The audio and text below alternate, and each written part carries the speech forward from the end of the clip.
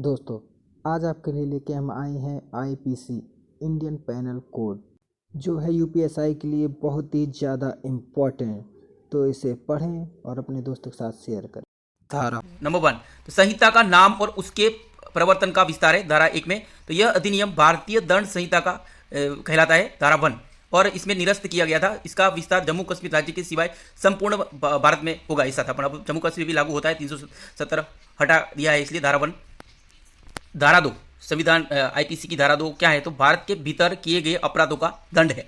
हर व्यक्ति इस संहिता के उपलब्धों के प्रतिकूल हर कार्य या लोप के लिए जिसका वह भारत के भीतर दोषी होगा, इसी संहिता के अधीन दंडनीय होगा, अन्यथा नहीं। धारा 2 के तहत धारा 3, भारत से परे किए गए किंतु उसके भीतर विधि के अनुसार विचारणीय अपराधों का दंड है। धारा 3, भारत से परे किए गए अपराध के लिए जो व्यक्ति किसी भारतीय विधि के अनुसार विचारण का पात्र हो, भारत से परे किए गए किसी कार्य के लिए उससे इस संहिता के उपलब्धों के अनुसार ऐसा बरता जाएगा मानो वह कार्य भारत के भीतर किया गया था।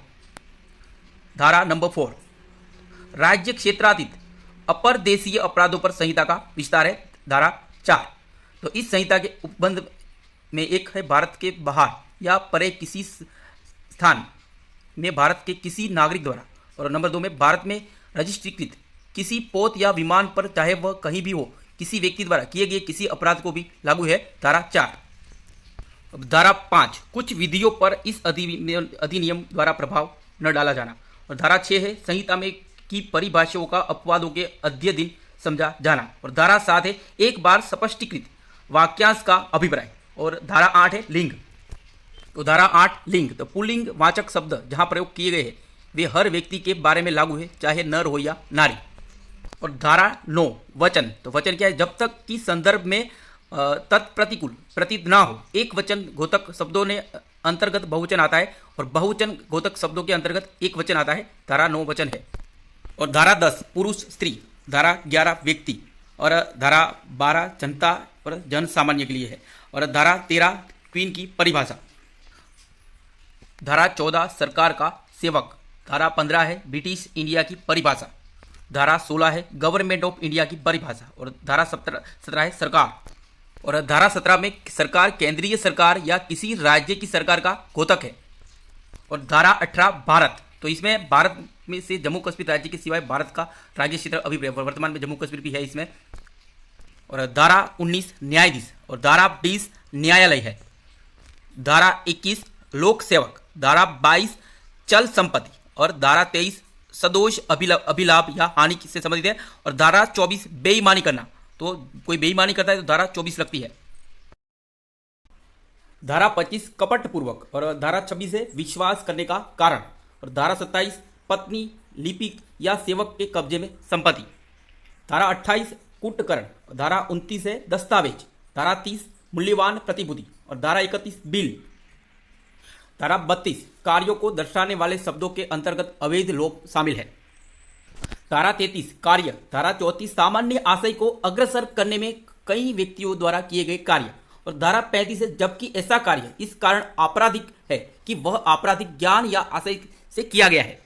और धारा 36 है अंशतः कार्य द्वारा अंशतः लोप द्वारा कारित परिणाम, और धारा 37 कई कार्यों में से किसी एक कार्य को करके अपराध घटित करने में सहयोग करना, और धारा 38 आपराधिक कार्य में संपृक्त व्यक्ति विभिन्न अपराधों के दोषी हो सकेंगे, और धारा 39 स्वेच्छा, धारा 40 अपराध है। धारा 41 विशेष विधि, धारा 42 स्थानीय विधि, धारा 43 अवैध, धारा 44 सती, धारा 45 जीवन, धारा 46 मृत्यु, और धारा 47 जीव जंतु से संबंधित है, और धारा 48 जलयान, धारा 49 फर्श या मांस, धारा 50 तो धारा से संबंधित है, और धारा 51 शपथ, धारा 52 सद्भाव पूर्वक, धारा 53 है दंड, धारा 54 मृत्यु दंडादेश का रूपांतरण, धारा 55 है आजीवन कारावास के दंड केस का लघुकरण, धारा 56 यूरोपियों तथा अमेरिकियों को दंडदास्ता की सजा, धारा 57 दंडाविधियों की भिन्न, धारा 58 निर्वासन से दंडादिष्ट अपराधियों के साथ कैसा व्यवहार किया जाए जब तक वे निर्वासित न कर दिए गए, धारा 59 कारावास के बदले निर्वास नट, धारा 60 दंडादिष्ट कारावास के कतिपय मामलों में संपूर्ण कारावास या उसका कोई भाग कठिन या सादा हो सकेगा। तो धारा 60 क्या है, तो दंडाधिष्ट कारावास के कतिपय मामलों में संपूर्ण कारावास या उसका कोई भाग कठिन या सादा हो सकेगा।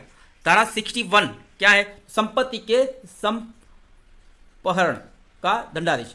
धारा 61 है संपत्ति के संपहरण का दंडादेश है। धारा 62 मृत्यु, निर्वासन या कारावास से दंडनीय अपराधों की बाबत संपत्ति का संपहरण से संबंधित है। और धारा 63 आर्थिक दंड या जुर्माने की रकम में लगती है धारा 63। और धारा 64 जुर्माना न देने पर कारावास का दंडादेश। नंबर 65 धारा 65 जबकि कारावास या जुर्माने दोनों अब आदिष्ट किए जा सकते हैं तब जुर्माना न देने पर कारावास की अवधि।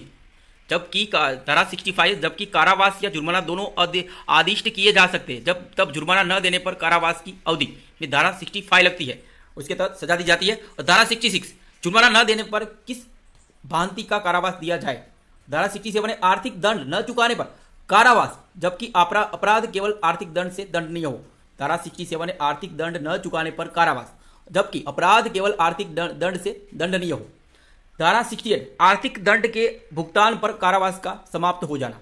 और धारा 69 जुर्माने के आनुपातिक भाग के दिए जाने की दशा में कारावास का पर्यवसान। धारा 69 है जुर्माने के आनुपातिक भाग के दिए जाने की दशा में कारावास का पर्यवसान है। धारा 70 जुर्माने का 6 वर्ष के भीतर या कारावास के दौरान वसूल किया जाना और मृत्यु संपत्ति को दायित्व से उन्मुक्त नहीं करती।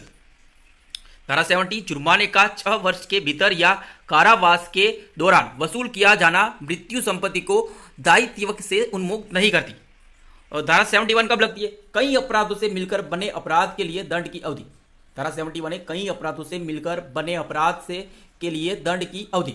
और धारा 72 कब लगती है, तो कई अपराधों में से एक के दोषी व्यक्ति के लिए दंड जबकि निर्णय में यह कथित है कि यह संदेह है कि वह किसी अपराध का दोषी है। धारा 72 है कई अपराधों में से एक के दोषी व्यक्ति के लिए दंड जबकि निर्णय में यह कथित है कि यह संदेह है कि वह किस अपराध का दोषी है। धारा 73 क्या है, तो एकांत परिरोध। धारा 71 है एकांत परिरोध। धारा 74 है एकांत परिरोध की अवधि। धारा 75 पूर्व दोष सिद्धि के पश्चात अध्ययन 12 या अध्ययन 17 के अधीन कतिपय अपराधों के लिए वर्धित दंड। धारा 75 क्या है, तो पूर्व दोष सिद्धि के पश्चात अध्ययन 12 या अध्ययन 17 के अधीन कतिपय अपराधों के लिए वर्धित दंड। धारा 76 क्या है, विधि द्वारा आबद्ध या तथ्य की मूल के कारण अपने आप के विधि द्वारा आबद्ध होने का विश्वास करने वाले व्यक्ति द्वारा किया गया कार्य। धारा 76 विधि द्वारा आबद्ध या तथ्य की मूल के कारण अपने आप के विधि द्वारा आबद्ध होने का विश्वास करने वाले व्यक्ति द्वारा किया गया कार्य है। धारा 76 लगती है। और धारा 77 कब लगती है, तो न्यायिकतः कार्य करते हुए न्यायाधीश का कार्य। और धारा 78 कब लगती है, न्यायाधीश के निर्णय या आदेश के अनुसरण में किया गया कार्य। धारा 78 न्यायाधीश के निर्णय या आदेश के अनुसरण में किया गया कार्य। और धारा 79 विधि द्वारा न्यायानुमत या तथ्य की भूल से अपने को विधि द्वारा न्यायानुमत होने का विश्वास करने वाले व्यक्ति द्वारा किया गया कार्य। धारा 79 क्या है, तो विधि द्वारा न्यायानुमत या तथ्य की भूल से अपने को विधि द्वारा न्यायानुमत होने का विश्वास करने वाले व्यक्ति द्वारा किया गया कार्य। धारा 79 है। और धारा 80 विधि पूर्ण कार्य करने में दुर्घटना, तो धारा 80 लगती है। और धारा 81 आपराधिक आशय के बिना या अन्य क्षति के निवारण के लिए किया गया कार्य जिससे क्षति कारित होना संभाव्य है। धारा 81 है आपराधिक आशय के बिना और अन्य क्षति के निवारण के लिए किया गया कार्य जिससे क्षति कारित होना संभाव्य है। और धारा 82 है, तो 7 वर्ष से कम आयु के शिशु का कार्य में धारा 82 लगती है। 7 वर्ष से कम आयु के शिशु का कार्य में धारा 82 है। और धारा 83 क्या है,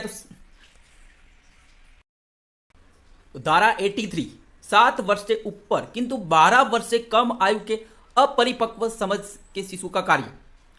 धारा 83 होती है 7 वर्ष से ऊपर किंतु 12 वर्ष से कम आयु के अपरिपक्व समझ के शिशु का कार्य में धारा 83 लगती है। और धारा 84 विकृत चित्त व्यक्ति का कार्य, विकृत चित्त के विकृत दिमाग चित्त व्यक्ति का कार्य में धारा 84 लगती है। और धारा 85 ऐसे व्यक्ति का कार्य जो अपनी इच्छा के विरुद्ध मत्ता में होने के कारण निर्णय पर पहुंचने में असमर्थ है। धारा 85 क्या कब लगती है? तो ऐसे व्यक्ति का कार्य जो अपनी इच्छा के विरुद्ध मतता में होने के कारण निर्णय पर पहुंचने में असमर्थ है। और धारा 86 किसी व्यक्ति द्वारा जो मतता में है किया गया अपराध जिसमें विशेष आशय या ज्ञान का होना अपेक्षित है। धारा 86 है किसी व्यक्ति द्वारा जो मतता में है किया गया अपराध जिसमें विशेष आशय या ज्ञान का होना अपेक्षित है। और धारा 87 क्या है? तो सम्मति से किया गया कार्य जिससे मृत्यु या घोर अपहति कारित करने का आशय न हो और न उसकी संभाव्यता का ज्ञान हो। धारा 87 है सम्मति से किया गया कार्य जिससे मृत्यु या घोर उपहति कारित करने का आशय न हो और न उसकी संभाव्यता का ज्ञान हो। और धारा 88 किसी व्यक्ति के फायदे के लिए सम्मति से सद्भावपूर्वक किया गया कार्य जिससे मृत्यु कारित करने का आशय नहीं है। धारा 88 है किसी व्यक्ति के फायदे के लिए सम्मति से सद्भावपूर्वक किया गया कार्य जिससे मृत्यु कारित करने का आशय नहीं है। और धारा 89 क्या है? तो संरक्षक द्वारा या उसकी सम्मति से शिशु या उन्मत्त व्यक्ति के फायदे के लिए सद्भावपूर्वक किया गया कार्य। धारा 89 है तो संरक्षक, धारा 89 क्या है? संरक्षक द्वारा या उसकी सम्मति से शिशु या उन्मत्त व्यक्ति के फायदे के लिए सद्भावपूर्वक किया गया कार्य। धारा 89 है। धारा 90 सम्मति जिसके संबंध में यह ज्ञात हो कि वह भय या भ्रम के अधीन दी गई है। धारा 90 सम्मति जिसके संबंध में यह ज्ञात हो कि वह भय या भ्रम के अधीन दी गई है। धारा 91 कब लगती है? ऐसे अपवादित कार्य जो कारित क्षति के बिना भी स्वतः अपराध है। धारा 91 ऐसे अपवादित कार्य जो कारित क्षति के बिना भी स्वतः अपराध है। धारा 92 कब लगती है? तो सहमति के बिना किसी व्यक्ति के फायदे के लिए सद्भावपूर्वक किया गया कार्य, तो 92 लगती है। सहमति के बिना किसी व्यक्ति के फायदे के लिए सद्भावपूर्वक किया गया कार्य, तो धारा 92 लगती है। और धारा 93 कब लगती है? सद्भावपूर्वक दी गई संसूचना, तो धारा 93 लगती है। और धारा 94 वह कार्य जिसको करने के लिए कोई व्यक्ति धमकियों द्वारा विवश किया गया है। धारा 94 क्या है? तो वह कार्य जिसको करने के लिए कोई व्यक्ति धमकियों द्वारा विवश किया गया हो। धारा 95 तुच्छ अपहानि कारित करने वाला कार्य, तुच्छ अपहानि कारित करने वाला कार्य करते हैं तो धारा 95 लगती है। और धारा 96 प्राइवेट प्रतिरक्षा में की गई बातें, तो प्राइवेट प्रतिरक्षा में की गई बातें में धारा 96 लगती है। और धारा 97 शरीर तथा संपत्ति की निजी प्रतिरक्षा का अधिकार है। धारा 97 क्या है? तो शरीर तथा संपत्ति की निजी प्रतिरक्षा का अधिकार। और धारा 98 क्या है? तो ऐसे व्यक्ति के कार्य के विरुद्ध प्राइवेट प्रतिरक्षा का अधिकार जो विकृत चित्त आदि हो। धारा 98 तो ऐसे व्यक्ति के कार्य के विरुद्ध प्राइवेट प्रतिरक्षा का अधिकार जो विकृत चित्त आदि हो। धारा 99 कार्य जिनके विरुद्ध प्राइवेट प्रतिरक्षा का कोई अधिकार नहीं है। धारा 99 क्या है? तो कार्य जिनके विरुद्ध प्राइवेट प्रतिरक्षा का कोई अधिकार नहीं है, धारा 99 लगती है। और धारा 100 क्या है? तो किसी की मृत्यु कारित करने पर शरीर की निजी प्रतिरक्षा का अधिकार कब लागू होता है? धारा 100 क्या है? किसी मृत्यु कारित करने पर शरीर की निजी प्रतिरक्षा का अधिकार कब लागू होता है? धारा 101 कब लगती है? मृत्यु से भिन्न कोई क्षति कारित करने के अधिकार का विस्तार कब होता है? तो कब मृत्यु से भिन्न कोई क्षति कारित करने के अधिकार का विस्तार होता है? धारा 101 लगती है। और धारा 102 क्या है? तो शरीर की निजी प्रतिरक्षा के अधिकार का प्रारंभ और बना रहना, शरीर की निजी प्रतिरक्षा के अधिकार का प्रारंभ और बना रहना धारा 102 है। और धारा 103 कब संपत्ति की प्राइवेट प्रतिरक्षा के अधिकार का विस्तार मृत्यु कारित करने तक का होता है? धारा 103 कब संपत्ति की प्राइवेट प्रतिरक्षा के अधिकार का विस्तार मृत्यु कारित करने तक का होता है। और धारा 104 मृत्यु से भिन्न कोई क्षति कारित करने तक के अधिकार का विस्तार कब होता है? धारा 104 का है क्या है? तो मृत्यु से भिन्न कोई क्षति कारित करने तक के अधिकार का विस्तार कब होता है? और धारा 105 क्या है, तो संपत्ति की प्राइवेट प्रतिरक्षा से अधिकार का प्रारंभ और बना रहना। धारा 105 है, संपत्ति की प्राइवेट प्रतिरक्षा के अधिकार का प्रारंभ और बना रहना। धारा 106 क्या है, तो घातक हमले के विरुद्ध प्राइवेट प्रतिरक्षा का अधिकार, जबकि निर्दोष व्यक्ति को अपहानि होने की जोखिम है। धारा 106 है, घातक हमले के विरुद्ध प्राइवेट प्रतिरक्षा का अधिकार, जबकि निर्दोष व्यक्ति को अपहानि होने की जोखिम है। और धारा 107 क्या है, किसी बात का दुष्प्रेरणा। और धारा 108 दुष्प्रेरक। धारा 108 का भारत से बाहर के अपराधों का भारत में दुष्प्रेरण।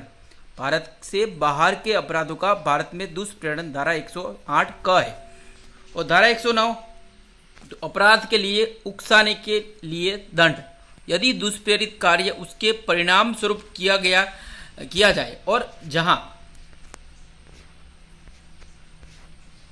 कि उसके दंड के लिए कोई स्पष्ट प्रावधान नहीं है।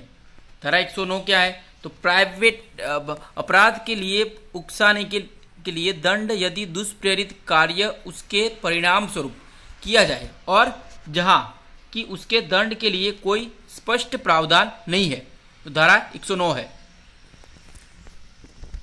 और धारा 110 क्या है, तो दुष्प्रेरण का दंड, यदि दुष्प्रेरित व्यक्ति दुष्प्रेरक के आशय से भिन्न आशय से कार्य करता है। धारा 110 है, दुष्प्रेरण का दंड, यदि दुष्प्रेरित व्यक्ति दुष्प्रेरक के आशय से भिन्न आशय से कार्य करता है। धारा 111 तो दुष्प्रेरक का दायित्व, जब एक कार्य का दुष्प्रेरण किया गया है और उससे भिन्न कार्य किया गया है, तो धारा 111 है। और धारा 112 दुष्प्रेरक कब दुष्प्रेरित कार्य के लिए किए गए कार्य के लिए आकलित दंड से दंडनीय है। दुष्प्रेरक कब दुष्प्रेरित कार्य के लिए और किए गए कार्य के लिए आकलित दंड से दंडनीय है। और धारा 113 क्या है, तो दुष्प्रेरित कार्य से कारित उस प्रभाव के लिए दुष्प्रेरक का दायित्व जो दुष्प्रेरक द्वारा आशयित से भिन्न हो। दुष्प्रेरित कार्य से कारित उस प्रभाव के लिए दुष्प्रेरक का दायित्व जो दुष्प्रेरक द्वारा आशयित से भिन्न हो। और धारा 114 क्या है, अपराध किए जाते समय दुष्प्रेरक की उपस्थिति। धारा 114 है, अपराध किए जाते समय दुष्प्रेरक की उपस्थिति। धारा 115 क्या है, तो मृत्युदंड या आजीवन कारावास से दंडनीय अपराध का दुष्प्रेरण, यदि दुष्प्रेरण के परिणाम स्वरूप अपराध नहीं किया जाता। धारा 115 है, मृत्युदंड या आजीवन कारावास से दंडनीय अपराध का दुष्प्रेरण, यदि दुष्प्रेरण से परिणाम स्वरूप अपराध नहीं किया जाता। और धारा 116 क्या है, तो कारावास से दंडनीय अपराध का दुष्प्रेरण, यदि अपराध न किया जाए। धारा 116 है, कारावास से दंडनीय अपराध का दुष्प्रेरण, यदि अपराध न किया जाए। धारा 117 क्या है, तो सामान्य जन या 10 से अधिक व्यक्तियों द्वारा अपराध किए जाने का दुष्प्रेरण। धारा 117 सामान्य जन या 10 से अधिक व्यक्तियों द्वारा अपराध किए जाने का दुष्प्रेरण में धारा 117 लगती है। और धारा 118 मृत्यु या आजीवन कारावास से दंडनीय अपराध करने की परिकल्पना को छिपाना। धारा 118 क्या कब लगती है, तो मृत्यु या आजीवन कारावास से दंडनीय अपराध करने की परिकल्पना को छिपाना।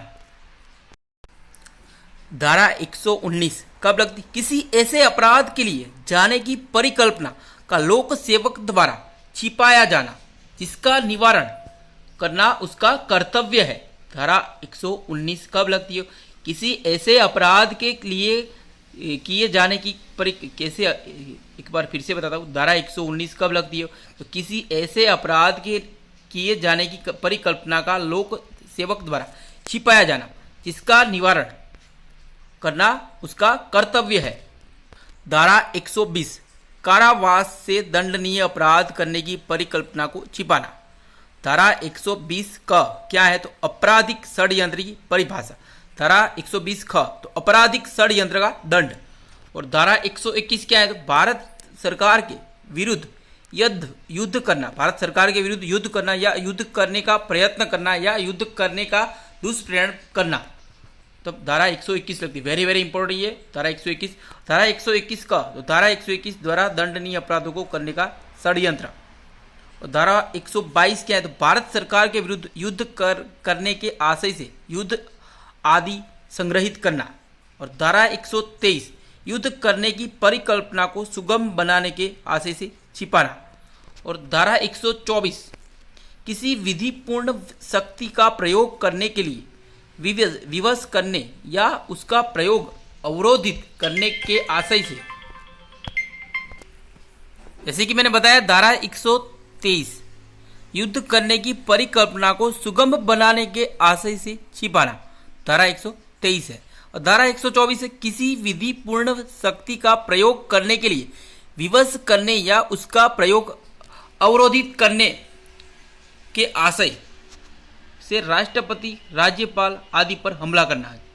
तो ये वेरी वेरी इंपॉर्टेंट। धारा 124 क्या है, तो किसी विधिपूर्ण शक्ति का प्रयोग करने के लिए विवश करने या उसका प्रयोग अवरोधित करने के आशय से राष्ट्रपति, राज्यपाल आदि पर हमला करना, तब धारा 124 लगती है। और धारा 124 का क्या है, तो राजद्रोह, तो ये भी इंपॉर्टेंट है। राजद्रोह कौन सी धारा के तहत राजद्रोह में कौन सी धारा लगती है, तो 124 का लगती है।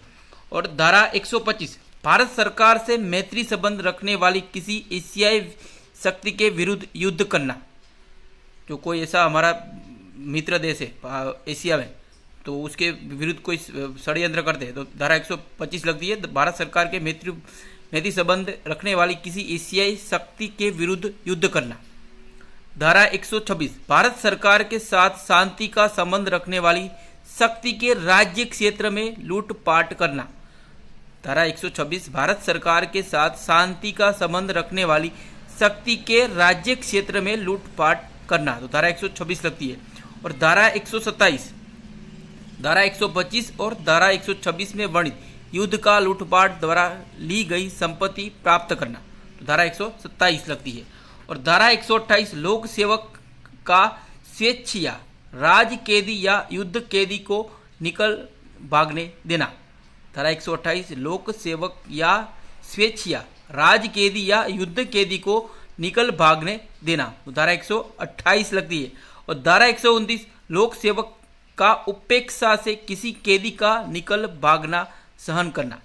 धारा 129 लोक सेवक का उपेक्षा से किसी कैदी का निकल भागना सहन करना, धारा 129 है। और धारा 130 क्या है, तो ऐसे कैदी से के निकल भागने में सहायता देना, उसे छुड़ाना या संश्रय देना। धारा 130 ऐसे कैदी के निकल भागने में सहायता देना, उसे छुड़ाना या संश्रय देना, धारा 130 लगती है। धारा 131 विद्रोह का दुष्प्रेरण या किसी सैनिक, नौसैनिक, वायु सैनिक को कर्तव्य से विचलित करने का प्रयत्न करना, धारा 131 है। तो धारा 131 क्या है, विद्रोह का दुष्प्रेरण या किसी सैनिक, नौसैनिक या वायु सैनिक को कर्तव्य से विचलित करने का प्रयत्न करना। धारा 132 क्या है, तो विद्रोह का दुष्प्रेरण यदि उसके परिणाम स्वरूप विद्रोह हो जाए। धारा 132 विद्रोह का दुष्प्रेरण यदि उसके परिणाम स्वरूप विद्रोह हो जाए। धारा 133 सैनिक, नौसैनिक या वायु सैनिक द्वारा अपने वरिष्ठ अधिकारी, जबकि वह अधिकारी अपने पद निष्पाद में हो, पर हमले का दुष्प्रेरण। धारा 133 वेरी वेरी इंपॉर्टेंट। सैनिक, नौसैनिक या वायु सैनिक द्वारा अपने वरिष्ठ अधिकारी, जबकि वह अधिकारी अपने पद निष्पाद में हो, उस पर हमले का दुष्प्रेरण। धारा 134 हमले का दुष्प्रेरण जिसके परिणाम स्वरूप हमला किया जाए। धारा 134 और धारा 135 सैनिक, नौसैनिक या वायु सैनिक द्वारा परित्याग का दुष्प्रेरण। धारा 135 क्या है, तो सैनिक, नौसैनिक या वायु सैनिक द्वारा परित्याग का दुष्प्रेरण है। धारा 136 अभित्याजक को संश्रय देना। धारा 136 अभित्याजक को संश्रय देना। धारा 137 मास्टर की उपेक्षा से किसी वाणिज्यिक जलयान पर छुपा हुआ अभित्याजक। धारा 137 क्या है, तो मास्टर की उपेक्षा से किसी वाणिज्यिक जलयान पर छुपा हुआ अभित्याजक। धारा 138 सैनिक, नौसैनिक या वायुसैनिक द्वारा अनधीनता के कार्य का दुष्प्रेरण। धारा 138 का तो पूर्वोक्त धाराओं का भारतीय सामुद्रिक सेवा को लागू होना। और धारा 139 कुछ अधिनियमों के अध्ययन व्यक्ति।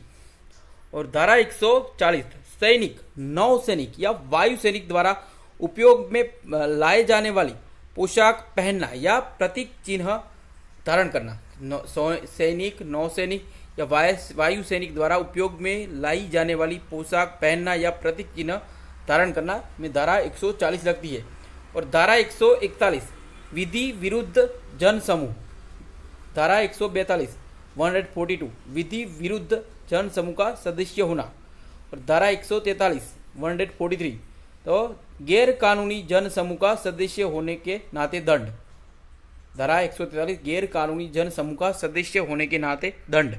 और धारा 144 क्या है, तो वेरी वेरी घातक आयुध से सज्जित होकर विधि विरुद्ध जन समूह में सम्मिलित होना। धारा 144 से घातक आयुध से सज्जित होकर विधि विरुद्ध जन समूह में सम्मिलित होना। धारा 145 किसी विधि विरुद्ध जन समूह जिसे बिखर जाने का समादेश दिया गया है। किसी विधि विरुद्ध जन समूह जिसे बिखर जाने का समादेश दिया गया है में जानबूझकर शामिल होना या बने रहना में धारा 145 लगती है। और धारा 146 उपद्रव करना, उपद्रव में उपद्रव करते हैं तो धारा 146 लगती है 146। और धारा 147 147 बलवा करने के लिए दंड। और धारा 148 घातक आयुध से सज्जित होकर उपद्रव करना। धारा 149 तो धारा 149 क्या है, तो विधि विरुद्ध जन समूह का हर सदस्य समान लक्ष्य का अभियोजन करने में किए गए अपराध का दोषी। धारा 149 विधि विरुद्ध जन समूह का हर सदस्य समान लक्ष्य का अभियोजन करने में दिए गए अपराध का दोषी। और धारा 150 150 विधि विरुद्ध जन समूह में सम्मिलित करने के लिए व्यक्तियों का भाड़े पर लेना या भाड़े पर लेने के लिए बढ़ावा देना। धारा 150 विधि विरुद्ध जन समूह में सम्मिलित करने के लिए व्यक्तियों का भाड़े पर लेना या भाड़े पर लेने के लिए बढ़ावा देना। कोई गुंडे भाड़े पर लेते हैं और किसी को मारते हैं तब ये धारा लगती है भाई। धारा 151 5 या अधिक व्यक्तियों के जन समूह जिसे बिखर जाने का समादेश दिए जाने के पश्चात जानबूझकर शामिल होना या बने रहना।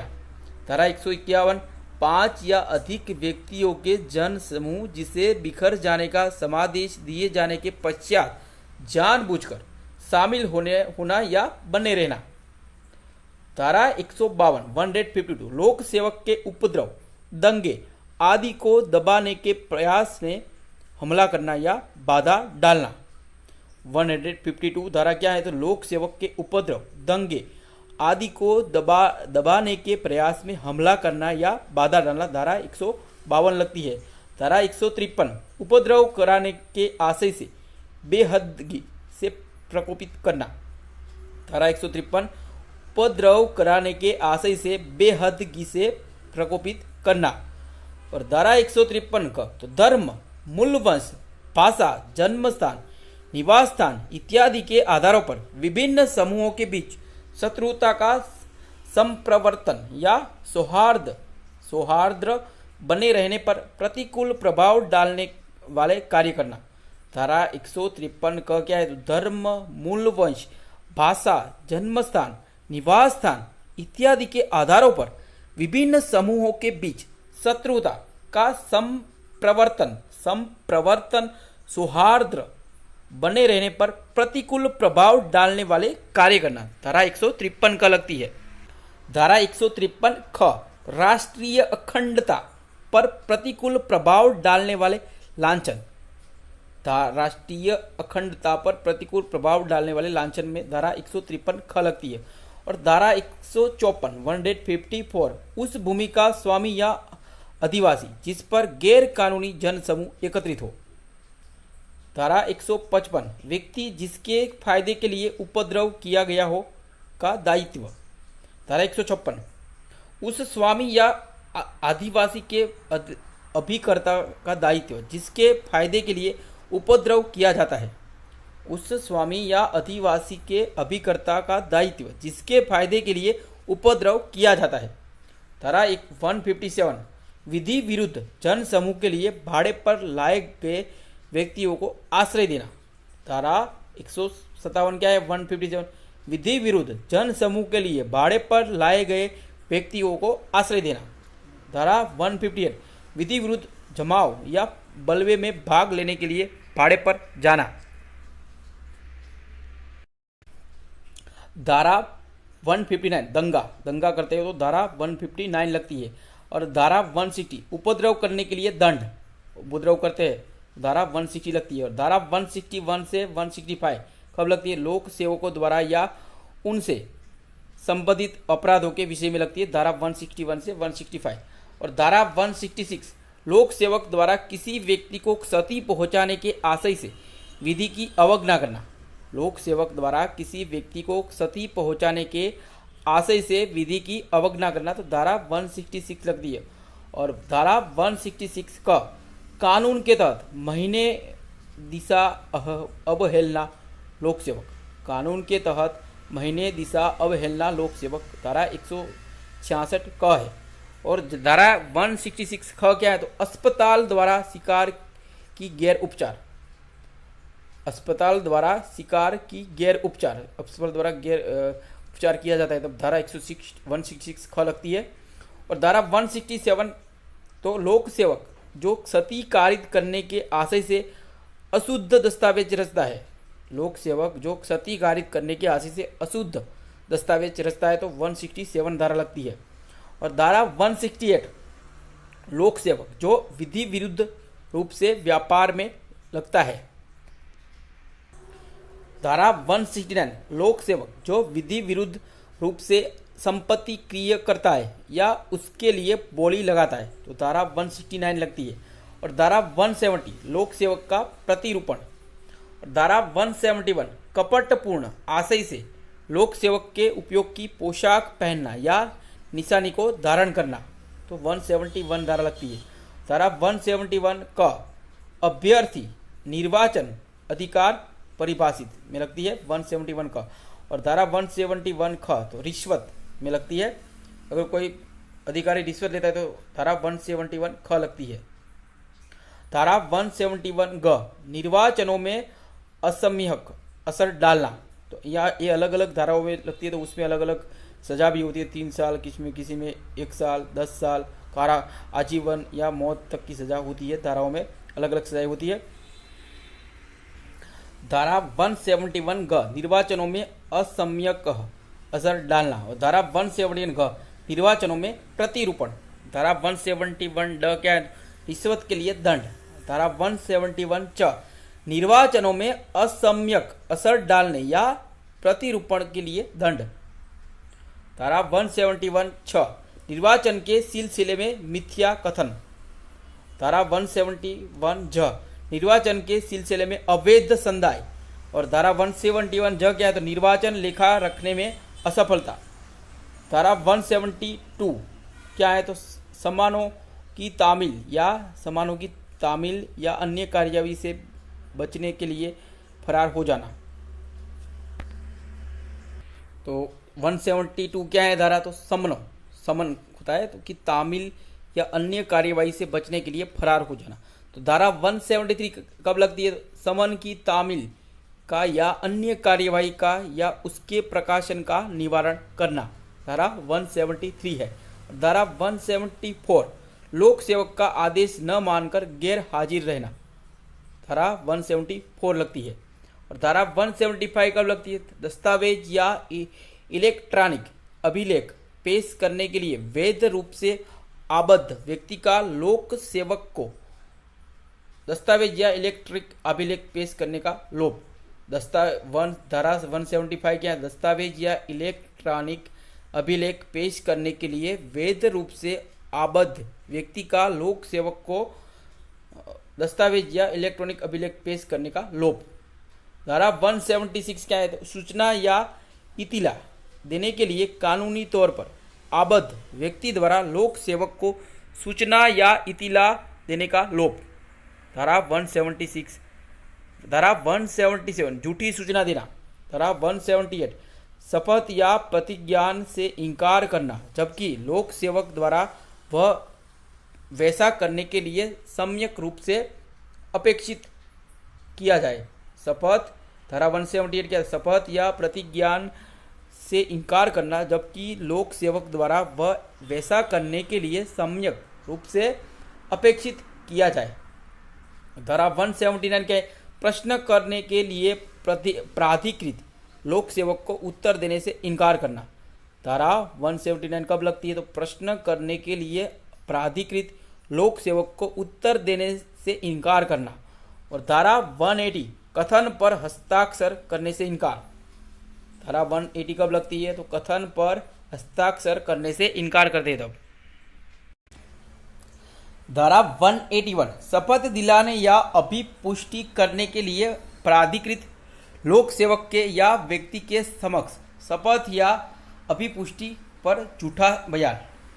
धारा 182 लोक सेवक को अपनी विधिपूर्ण शक्ति का उपयोग दूसरे व्यक्ति की शक्ति करने के आशय से झूठी सूचना देना। धारा 183 लोक सेवक के विधिपूर्ण प्राधिकार द्वारा संपत्ति लिए जाने का प्रतिरोध। धारा 183 लोक सेवक के विधिपूर्ण प्राधिकार द्वारा संपत्ति लिए जाने का प्रतिरोध। धारा 184 लोक सेवक के प्राधिकार द्वारा विक्रय के लिए प्रस्थापित की गई संपत्ति के विक्रय में बाधा डालना। धारा 185 क्या है? तो लोक सेवक के प्राधिकार द्वारा विक्रय के लिए प्रस्थापित की गई संपत्ति का अवैध क्रय या उसके लिए अवैध बोली लगाना। धारा 186 लोक सेवक के लोक कृत्यों के निर्वहन में बाधा डालना। और धारा 187 क्या है? तो लोक सेवक की सहायता करने का लोभ जबकि सहायता देने के लिए विधि द्वारा आबद्ध हो। और धारा 188 लोक सेवक द्वारा विधिवत रूप से प्रख्यापित आदेश की अवज्ञा। धारा 188 है। धारा 189 लोक सेवक को क्षति करने की धमकी। धारा 190 लोक सेवक से संरक्षा के लिए आवेदन करने से रोकने हेतु किसी व्यक्ति को उत्प्रेरित करने के लिए क्षति की धमकी। धारा 190 क्या है? Very very important. लोक सेवक को संरक्षा के लिए आवेदन करने से रोकने हेतु किसी व्यक्ति को उत्प्रेरित करने के लिए क्षति की धमकी देना। धारा 190 लगती है। धारा 191 झूठा साक्ष्य देना। धारा 192 झूठा साक्ष्य गढ़ना। धारा 193 मिथ्या साक्ष्य के लिए दंड। धारा 194 मृत्यु से दंडनीय अपराध के लिए दोष सिद्धि कराने के आशय से झूठा साक्ष्य देना या गढ़ना। धारा 195 आजीवन कारावास या कारावास से दंडनीय अपराध के लिए दोष सिद्धि प्राप्त करने के आशय से झूठा साक्ष्य देना या गढ़ना। धारा 196 क्या है? तो उस साक्ष्य को काम में लाना जिसका मिथ्या होना ज्ञात है। धारा 197 मिथ्या प्रमाण पत्र जारी करना या हस्ताक्षरित करना। धारा 198 प्रमाण पत्र जिसका नकली होना ज्ञात है असली के रूप में प्रयोग करना। धारा 199 विधि द्वारा साक्ष्य के रूप में लिए जाने योग्य घोषणा में किया गया मिथ्या कथन। धारा 200 ऐसी घोषणा का मिथ्या होना जानते हुए सच्ची के रूप में प्रयोग करना। ऐसी घोषणा का मिथ्या होना जानते हुए सच्ची के रूप में प्रयोग करना। दोस्तों हमारी ड्रीम केबीसी जीके चैनल में हमने जनरल नॉलेज के सारे टॉपिक कवर किए। आप किसी भी टॉपिक पे आप सर्च करोगे तो आपको क्वेश्चन अवश्य मिलेंगे जनरल नॉलेज के। आपकी कोई भी प्रतियोगी परीक्षा हो या केबीसी की प्रिपरेशन कर रहे हो या आप हमारे पौराणिक हिंदू धर्म के पौराणिक ज्ञान के बारे में भी वीडियो मिलेंगे। जैसे कि आप महाभारत के बारे में हमारी एकमात्र ड्रीम केबीसी जीके में अकेले महाभारत से संबंधित 1000 क्वेश्चन की वीडियोज़ है जो आपको हमारी संस्कृति का नॉलेज जो आपको हमारे चैनल से मिलेगा। तो 1000 जीके क्वेश्चन का वीडियो मिलेगा हमारे ड्रीम के जीके में। रामायण के बारे में 500 क्वेश्चन का वीडियो डाला है, और भारत के किसी भी राज्य के बारे में, किसी भी राज्य का नाम लिखेंगे और हमारे चैनल सर्च करेंगे, भारत के किसी की भी राज्य के बारे में जनरल नॉलेज के क्वेश्चन हमारी चैनल से मिलेंगे। कुछ राज्य के बारे में हमने 500 या हज़ार क्वेश्चन से भी ज़्यादा क्वेश्चन डाले, जैसे कि झारखंड के बारे में 1000 से भी ज़्यादा क्वेश्चन है, उत्तर प्रदेश के बारे में हमारे चैनल में 1000 से भी ज़्यादा क्वेश्चन है, छत्तीसगढ़ के बारे में भी 500 से भी ज़्यादा क्वेश्चन के वीडियोज़ डाले हैं, और जैसे कि उत्तराखंड के बारे में, राजस्थान के बारे में भी 500 से भी ज़्यादा क्वेश्चन के वीडियो डाले। तो जितने भी हिंदी भाषी राज्य है उनके पूरा नॉलेज कवर करने का प्रयास हमने किया है, और कुछ कंट्रीज दुनिया के बारे में, कुछ कंट्री के बारे में भी जीके की वीडियोस हमने डाले हैं। तो चलते हैं अगली धारा पे। तो अच्छा लगा हो तो इसे लाइक कीजिए, हो सके तो क्या, क्योंकि हमने इतनी मेहनत करके हम वीडियो बनाए, तो आपका भी एक देश के अच्छे नागरिक की तरह फर्ज बनता है इस वीडियो को लाइक करने का। कृपया अच्छा लगा हो तो लाइक जरूर करना, थोड़ा भी आपको नॉलेज मिला होगा कि हमने मेहनत करके वीडियो बनाया है। तो अगर आपको हेल्पफुल होगा तो इसे लाइक जरूर कीजिए, ताकि हमें भी थोड़ा मोटिवेशन मिलेगा, और आपके लिए हम मेहनत करेंगे। आपकी सफलता में ही हमारी सफलता है।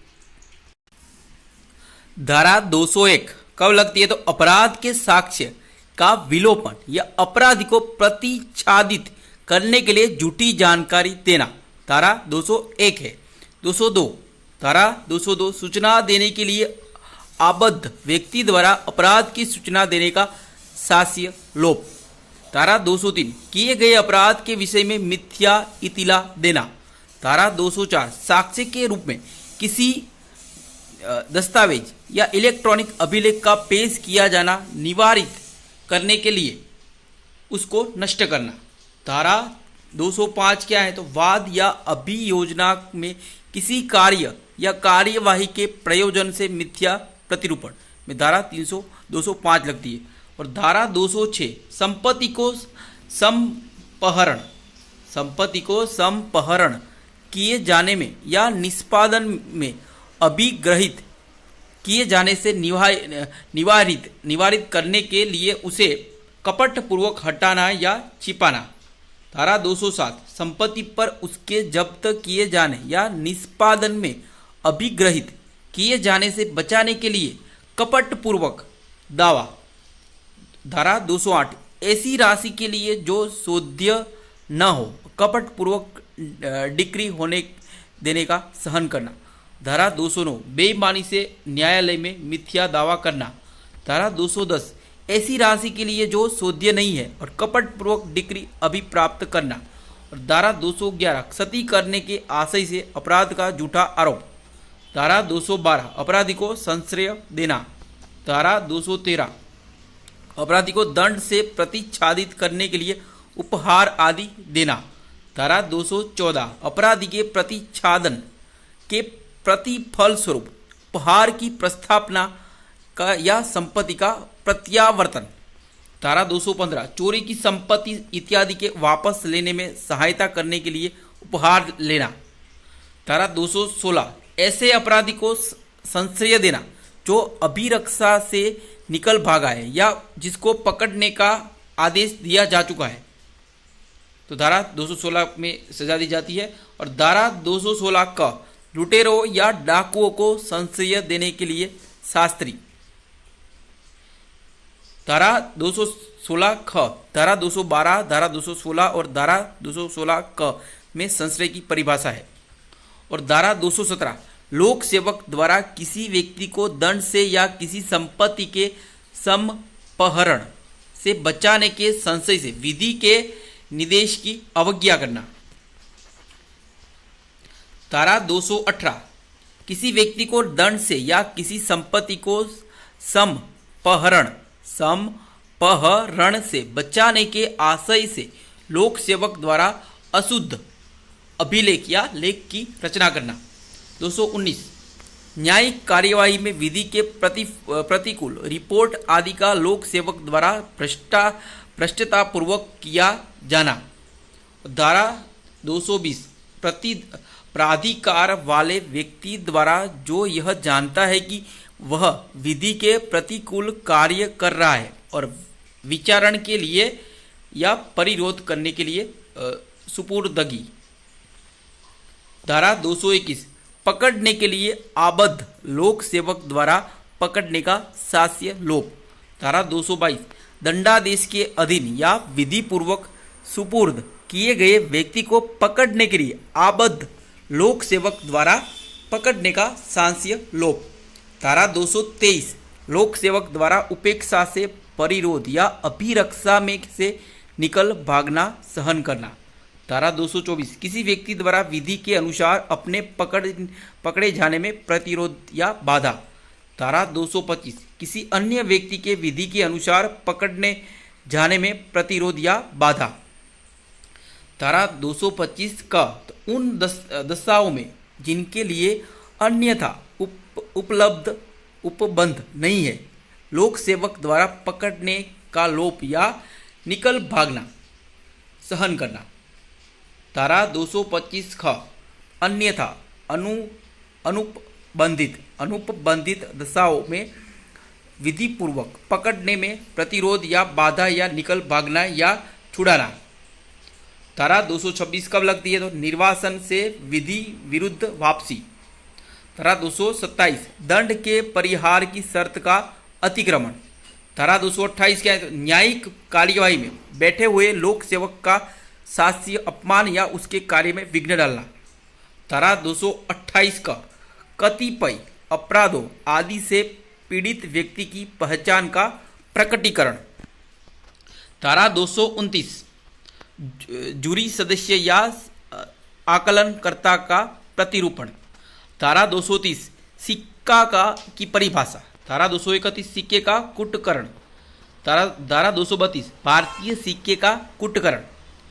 धारा 233 सिक्के के कुटकरण के लिए उपकरण बनाना या बेचना। धारा 234 भारतीय सिक्के के कुटकरण के लिए उपकरण बनाना या बेचना, नकली पैसे बेचना। धारा 235 सिक्के के कुटकरण के लिए उपकरण या सामग्री उपयोग में लाने के प्रयोजन से उसे कब्जे में रखना। धारा 236 भारत से बाहर सिक्के के कुटकरण का भारत में दुष्प्रेरण। धारा 236 लग दी। धारा 237 कूटकृत सिक्के का आयात या निर्यात। धारा 238 भारतीय सिक्के की कूटकृतियों का आयात या निर्यात। धारा 239 सिक्के का परिधान जिसका कूटकृत होना कब्जे में आने के समय ज्ञात था। धारा 240 उस भारतीय सिक्के का परिधान जिसका कूटकृत होना कब्जे में आने के समय ज्ञात था। धारा 241 किसी सिक्के का असली सिक्के के रूप में परिधान जिसका परिधान करने वाला उस समय जब वह उसके कब्जे में पहली बार आया था कूटकृत होना नहीं जानता था। धारा 242 कूटकृत सिक्के पर ऐसे व्यक्ति का कब्जा जो उस समय उसका कूटकृत होना जानता था जब वह उसके कब्जे में आया था। धारा 243 भारतीय सिक्के पर ऐसे व्यक्ति का कब्जा जो उसका कूटकृत होना उस समय जानता था जब वह उसके कब्जे में आया था। धारा 244 टकसाल में नियोजित व्यक्ति द्वारा सिक्के को उस वजन या मिश्रण से भिन्न कारित किया जाना जो विधि द्वारा नियत है। धारा 245 टकसाल से सिक्का बनाने का उपकरण विधि विरुद्ध रूप से लेना। धारा 246 कपटपूर्वक या बेईमानी से सिक्के का वजन कम करना या मिश्रण परिवर्तित करना। धारा 247 कपटपूर्वक या बेईमानी से भारतीय सिक्के का वजन कम करना या मिश्रण परिवर्तित करना। धारा 248 इस आशय से किसी सिक्के का रूप परिवर्तित करना कि वह भिन्न प्रकार के सिक्के के रूप में चला जाए। धारा 249 इस आशय से भारतीय सिक्के का रूप परिवर्तित करना कि वह भिन्न प्रकार के सिक्के के रूप में चल जाए। धारा 250 ऐसे सिक्के का परिधान जो इस ज्ञान के साथ कब्जे में आया हो कि उसे परिवर्तित किया गया है। धारा 251 भारतीय सिक्के का परिधान जो इस ज्ञान के साथ कब्जे में आया हो कि उसे परिवर्तित किया गया है। धारा 252 ऐसे व्यक्ति द्वारा सिक्के पर कब्जा जो उसका परिवर्तित होना उस समय जानता था जब वह उसके कब्जे में आया। धारा 253 ऐसे व्यक्ति द्वारा भारतीय सिक्के पर कब्जा जो उसका परिवर्तित होना उस समय जानता था जब वह उसके कब्जे में आया। धारा 254 सिक्के का असली सिक्के के रूप में परिधान जिसका परिधान करने वाला उस समय जब वह उसके कब्जे में पहली बार आया था परिवर्तित होना नहीं जानता था। धारा 255 सरकारी स्टैंप का कुटकरण। धारा 256 सरकारी स्टाम्प के कुटकरण के लिए उपकरण या सामग्री कब्जे में रखना। धारा 257 सरकारी स्टाम्प के कुटकरण के लिए उपकरण बनाना या बेचना। धारा 258 कूटकृत सरकारी स्टाम्प का विक्रय। धारा 259 सरकारी कूटकृत स्टैंप को कब्जे में रखना। धारा 260 किसी सरकारी स्टैंप को कूटकृत जानते हुए उसे असली स्टैंप के रूप में उपयोग में लाना। धारा 261 इस आशय से कि सरकार को हानिकारित हो उस पदार्थ पर से जिस पर सरकारी स्टैंप लगा हुआ है लेख मिटाना या दस्तावेज से वह स्टैंप हटाना जो उसके लिए उपयोग में लाया गया है। धारा 262 ऐसे सरकारी स्टैंप का उपयोग जिसके बारे में ज्ञात है कि उसका पहले उपयोग हो चुका है। और धारा 263 स्टाम्प के उपयोग किए जा चुकने के दायों तक चिन्ह का छिलकर मिटाना। धारा 263 का बनावटी स्टैंपों का प्रतिषेध। धारा 264 तोलने के लिए खोटे उपकरणों का कपटपूर्वक उपयोग। धारा 265 खोटे बाट या माप का कपटपूर्वक उपयोग। धारा 266 खोटे बाट या माप को कब्जे में रखना। 267 खोटे बाट या माप का बनाना या बेचना। धारा 268 लोक न्यूसेंस। धारा 269 क्या है? उपेक्षापूर्ण कार्य जिससे जीवन के लिए संकटपूर्ण रोग का संक्रमण फैलना संभाव्य हो। धारा 270 परिद्वेषपूर्ण कार्य जिससे जीवन के लिए संकटपूर्ण रोग का संक्रमण फैलना संभाव्य हो। धारा 271 करंतित से नियम की अवज्ञा।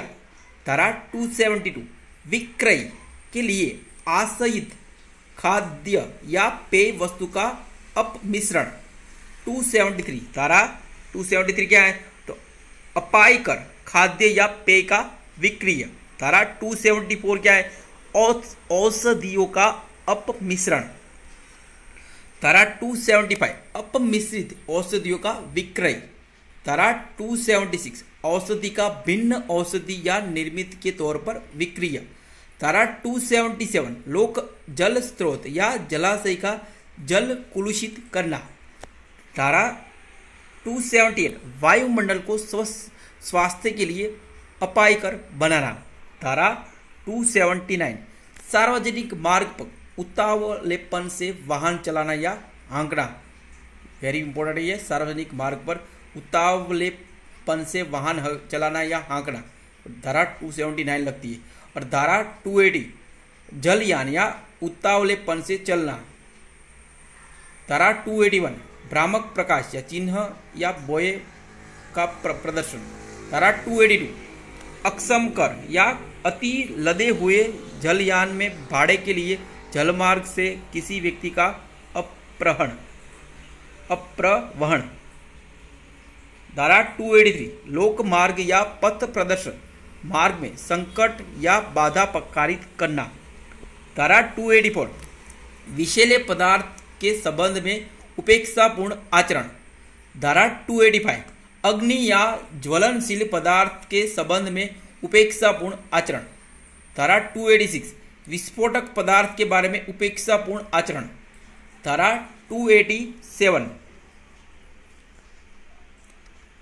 मशीनरी के संबंध में उपेक्षापूर्ण आचरण। धारा 288 किसी निर्माण को गिराने या उसकी मरम्मत करने के संबंध में उपेक्षापूर्ण आचरण। धारा 289 जीव जंतु के संबंध में उपेक्षापूर्ण आचरण। धारा 290 अन्यथा अनुपबंधित मामलों में लोक बाधा के लिए दंड। धारा 290 क्या है? तो अन्यथा संबंधित मामलों में लोक बाधा के लिए दंड। धारा 291 न्यूसेंस बंद करने के व्यादेश के पश्चात उसका चालू रखना। धारा 292 अश्लील पुस्तकों आदि का विक्रय आदि, अश्लील पुस्तकों आदि का विक्रय आदि में 292 धारा लगती है। और धारा 292 क विमर्शित को और विद्वेषपूर्ण कार्य को किसी वर्ग के धर्म या धार्मिक विश्वासों का अपमान करके उसकी धार्मिक भावनाओं को आहत करने के आशय से किए गए हो। धारा 292 का प्रिंटिंग इटिशी ऑफ ग्रोसली इंडिसेंट और सेक्यूरियस मैटर और मैटर इंटेंडेड फॉर ब्लैकमेल। तो धारा 292 का क्या है, तो ब्लैकमेल करने के उद्देश्य से अश्लील सामग्री प्रिंट करना, किसी के गंदे फोटो खींचना और उसको ब्लैकमेल करने के उद्देश्य से। तो धारा 292 का लगती है, वेरी वेरी इंपॉर्टेंट, याद रखना है। धारा 293 तरुण व्यक्ति को अश्लील वस्तुओं का विक्रय आदि। और धारा 294 तो अश्लील कार्य और गाने में धारा 294 लगती है। और धारा 294 का लॉटरी कार्यालय रखना। धारा 295 किसी वर्ग के धर्म का अपमान करने के आशय से उपासना के स्थान को क्षति करना या अपवित्र करना। धारा 296 धार्मिक जमाव में विघ्न करना। धारा 297 कब्रिस्तानों आदि में अतिचार करना। धारा 298 धार्मिक भावनाओं को ठेस पहुंचाने के सुविचार आशय से शब्द उच्चारित करना। और धारा 299 आपराधिक मानव वध। धारा 300 हत्या। धारा 301 जिस व्यक्ति की मृत्यु कारित करने का आशय था उससे भिन्न व्यक्ति की मृत्यु करके आपराधिक मानव वध करना। तो धारा 301 लगती है, जिसको मारना था उसकी जगह पर किसी और को मार दिया तो अब 301 की धारा लगती है। और धारा 302 हत्या के लिए दंड होता है। धारा 302 में किसी की हत्या करो तो उसमें दंड होता है। और धारा 303 आजीवन कारावास से दंडित व्यक्ति द्वारा हत्या के लिए दंड, जिसको आजीवन कारावास की सजा दी गई है और वो कोई हत्या करता रहे तो उसको दंड दिया जाता है धारा 303 के तहत। और धारा 304 हत्या की श्रेणी में न आने वाली गैर इरादतन हत्या के लिए दंड। धारा 304 का उपेक्षा द्वारा मृत्यु कारित करना। धारा 304 का, ये सारी धारा इंपॉर्टेंट, यहाँ से अब वेरी वेरी इंपॉर्टेंट, ये बार बार पूछी जाती है, एग्जाम में आती है ये। धारा 304 का दहेज मृत्यु, दहेज से किसी की मृत्यु हो जाती है, धारा 304 ख लगती है और इसमें सजा दी जाती है। और धारा 305 शिशु या उन्मत्त व्यक्ति की आत्महत्या का दुष्प्रेरण। और धारा 306 आत्महत्या का दुष्प्रेरणा, किसी को आत्महत्या के लिए दुष्प्रेरणा करना, इसमें धारा 306 लगती है। और धारा 307 हत्या करने का प्रयत्न। धारा 308 गैर इरादतन हत्या करने का प्रयास। धारा 309 आत्महत्या करने का प्रयत्न। अगर ये तो धारा हटा दी गई है। धारा 310 ठग। धारा 311 ठगी के लिए दंड, ठगी को ठग कोई करता है तो धारा 310 और धारा 311 लगती है। और धारा 312 गर्भपात कारित करना, गर्भपात करवाते हैं तो इस पर धारा 312 लगती है। धारा 313 स्त्री की सहमति के बिना गर्भपात कारित करना। धारा 314 गर्भपात कारित करने के आशय से किए गए कार्यों द्वारा कारित मृत्यु। और धारा 315 क्या, तो शिशु का जीवित पैदा होना रोकने या जन्म के पश्चात उसकी मृत्यु कारित करने के आशय से किया गया कार्य। धारा 315 क्या, शिशु का जीवित पैदा होना रोकने या जन्म के पश्चात उसकी मृत्यु कारित करने के आशय से किया गया कार्य। और धारा 316 ऐसे कार्य द्वारा जो गैर इरादतन हत्या की कोटि में आता है, किसी सजीव अजात शिशु की मृत्यु कारित करना। धारा 316 क्या है, तो ऐसे कार्य द्वारा जो गैर इरादतन हत्या की कोटि में आता है और जिस किसी जीवित अजात अज्ञात शिशु की मृत्यु कारित करना। और धारा 317 शिशु के पिता या माता या उसकी देखरेख रखने वाले व्यक्ति द्वारा 12 वर्ष से कम आयु के शिशु का परित्याग या आरक्षित डाल दिया जाना। तो बच्चे को परित्याग करते हैं तो आरक्षित डाल देते हैं तो उस पर धारा 317 के तहत सजा दी जाती है। शिशु के पिता या माता या उसकी देखरेख रखने वाले व्यक्ति द्वारा 12 वर्ष से कम आयु के शिशु का परित्याग करना या आरक्षित डाल दिया जाना। और धारा 318 मृत शरीर के गुप्त व्ययन द्वारा जन्म छिपाना। और धारा 319 कब लगती है तो क्षति पहुंचाना, किसी को क्षति पहुंचा दे। और धारा 320 घोर आघात, किसी को आघात पहुंचा दे, धारा 320 लगती है। और धारा 321 स्वेच्छा या उपहति कारित करना। और धारा 322 स्वेच्छा या घोर उपहति कारित करना। और धारा 323 जानबूझकर स्वेच्छा से किसी को चोट पहुंचाने के लिए दंड। और धारा 324 खतरनाक आयुधों या साधनों द्वारा स्वेच्छा या उपहति कारित करना। और धारा 325 स्वेच्छापूर्वक किसी को गंभीर चोट पहुंचाने के लिए दंड। धारा 326 खतरनाक आयुधों का या साधनों द्वारा स्वेच्छापूर्वक घोर उपहति कारित करना। धारा 326 का एसिड हमले, तो एसिड अटैक करते हैं तो धारा 326 का लगती है। और धारा 326 का एसिड हमला करने का प्रयास करना। धारा 327 संपत्ति, धारा 327 संपत्ति या मूल्यवान प्रतिभूति की जबरन वसूली करने के लिए या अवैध कार्य कराने को मजबूर करने के लिए स्वेच्छापूर्वक चोट पहुंचाना। धारा 327 लगती है। और धारा 328 कब लगती है तो अपराध करने के आशय से विष आदि द्वारा क्षति कारित करना, जहर देना।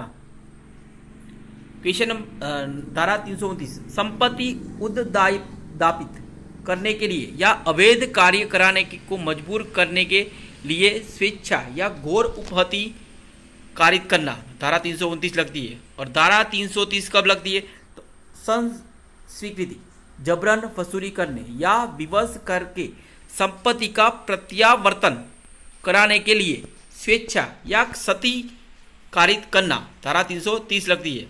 और धारा 331 संस्वीकृति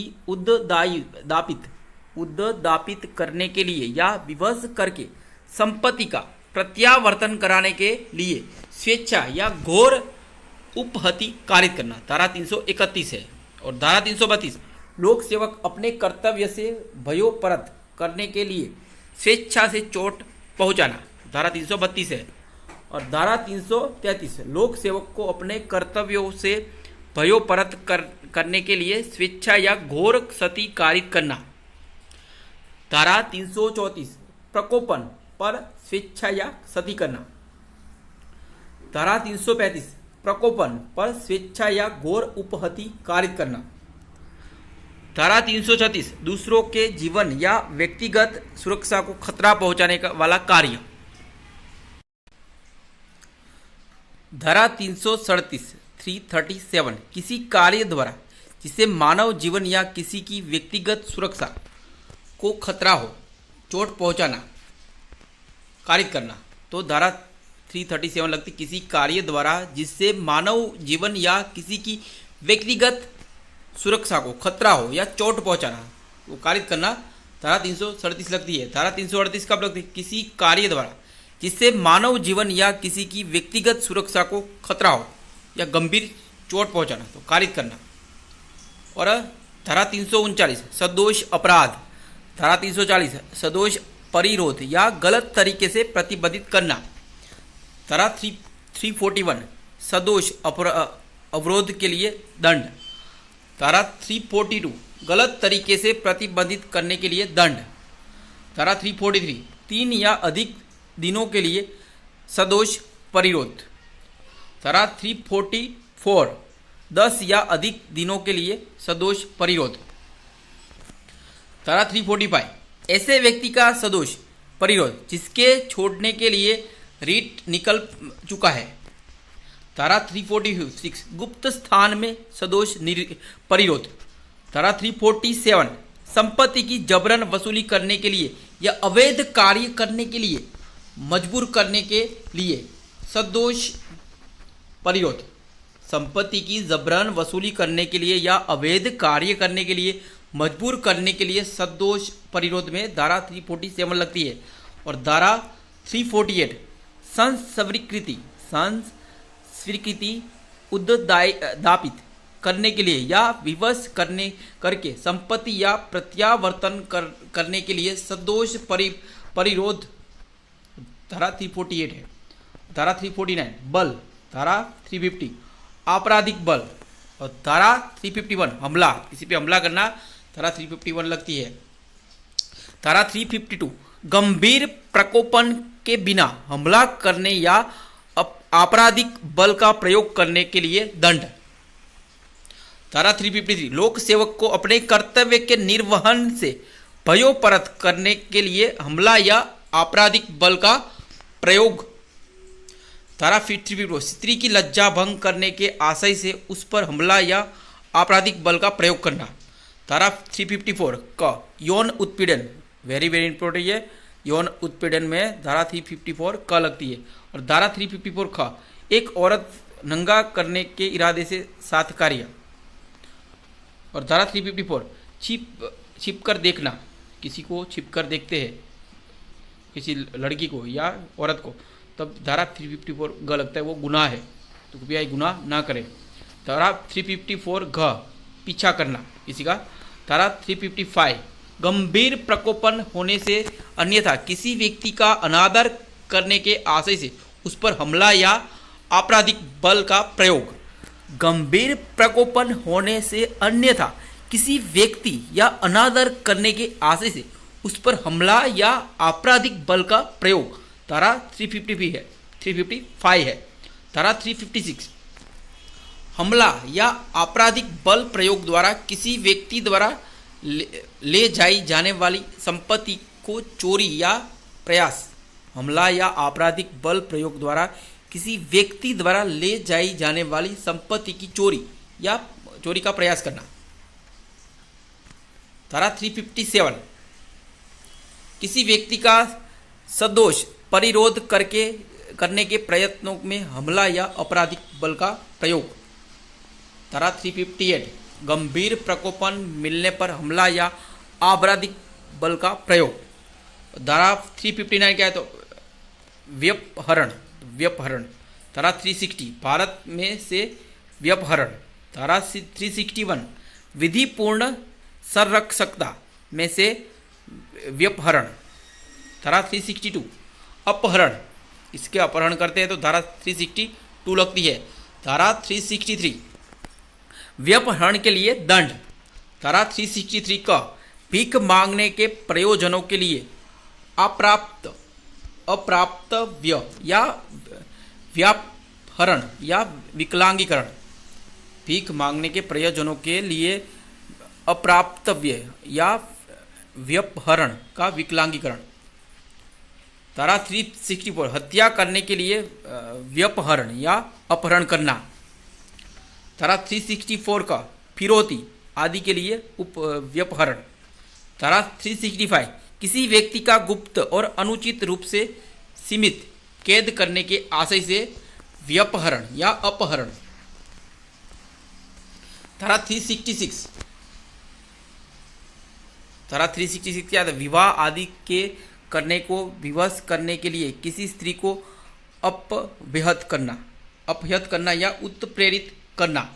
विवाह आदि के करने के को विवश करने के लिए किसी स्त्री को अपहृत करना या उत्प्रेरित करना। धारा 366 लगती है। और धारा 366 का क्या है, तो अप्राप्तव्य लड़की का उपावन। धारा 366 ख विदेश से लड़की का आयात करना। धारा 367 व्यक्ति को घोर उपहति, दासत्व आदि का विषय बनाने के उद्देश्य से व्यपहरण या अपहरण करना। धारा 368 व्यपहत या अपहत व्यक्ति को गलत तरीके से छिपाना या कैद करना। धारा 369 10 वर्ष से कम आयु के शिशु के शरीर पर से चोरी करने के आशय से उसका व्यपहरण या अपहरण करना। धारा 370 मानव तस्करी, दास के रूप में किसी व्यक्ति को खरीदना या बेचना। धारा 371 दासों का आभ्यासिक व्यवहार करना।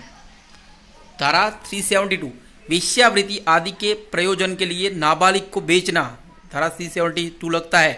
और धारा 373 वेश्यावृत्ति आदि के प्रयोजन के लिए नाबालिग को खरीदना, धारा 374 विधि विरुद्ध बलपूर्वक श्रम, धारा 375 बलात्संग, धारा 376 बलात्कार के लिए दंड, धारा 376 लगती है।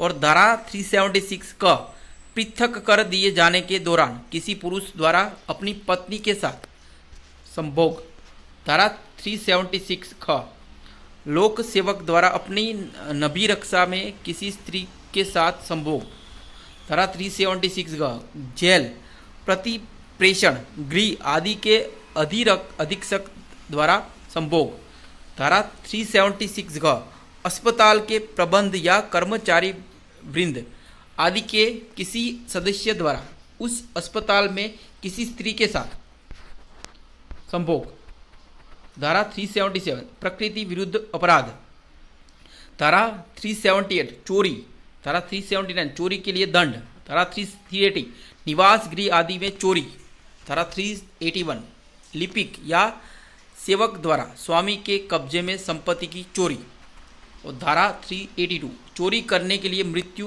क्षति या अवरोध कारित करने की तैयारी के पश्चात चोरी करना, और धारा 383 उद्दापन जबरन वसूली, धारा 384 जबरदस्ती वसूली करने के लिए दंड, और धारा 385 जबरदस्ती वसूली के लिए किसी व्यक्ति को क्षति के भय में डालना, धारा 386 किसी व्यक्ति को मृत्यु या गंभीर आघात के भय में डालकर जबरदस्ती वसूली करना, और धारा 387 जबरदस्ती वसूली करने के लिए किसी व्यक्ति को मृत्यु या घोर आघात के भय में डालना, धारा 388 मृत्यु या आजीवन कारावास आदि में दंडनीय अपराध का अभियोग लगाने की धमकी देकर उद्दापन करना,